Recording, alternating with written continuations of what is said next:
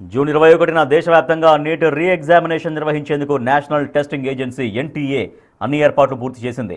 పరీక్షకు కేవలం 3 రోజులు మాత్రమే ఉండడంతో అభ్యర్థులు ఆందోళన చెందకుండా ప్రశాంతంగా పరీక్షకు హాజరు కావాలని ఎన్టీఏ ఎక్స్ వేదికగా ధైర్యం చెప్పింది.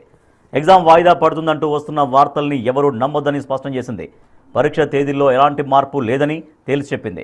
నీట్ పరీక్షకు సంబంధించి సోషల్ మీడియాలో వచ్చే తప్పుడు ప్రచారాలను నమ్మొద్దని, కేవలం ఎన్టీఏ వెబ్సైట్లో వచ్చే సమాచారాన్ని మాత్రమే ఫాలో కావాలని స్పష్టం చేసింది ఎన్టీఏ.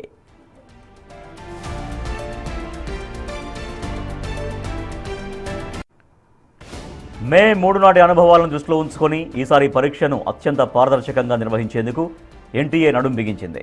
కేంద్ర విద్యాశాఖ, రాష్ట్ర ప్రభుత్వాలు, భద్రతా సంస్థల సమన్వయంతో మల్టీ లేయర్ సెక్యూరిటీ ఏర్పాటు చేసింది. పరీక్షలో ఎలాంటి అక్రమాలకు లేదా మాల్ ప్రాక్టీస్కు పాల్పడినా కఠినంగా శిక్షిస్తామని వార్నింగ్ ఇచ్చింది. నిజాయితీ గల విద్యార్థులకు న్యాయం చేయడమే తమ మొదటి ప్రాధాన్యమని ఎన్టీఏ స్పష్టం చేసింది.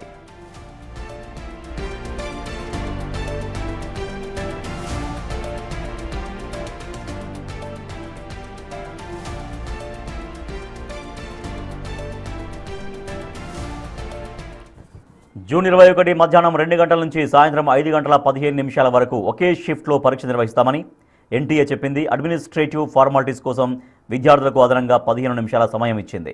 పరీక్షల రద్దు, తిరిగి రాయాల్సి రావడం వల్ల విద్యార్థులు తీవ్ర మానసిక ఒత్తిడికి లోనవుతున్న విషయాన్ని ఎన్టీఏ గుర్తించింది. విద్యార్థులకు కౌన్సిలింగ్ ఇచ్చేందుకు మానస్ పేరుతో హెల్ప్ లైన్ నెంబర్ అందుబాటులోకి తెచ్చింది.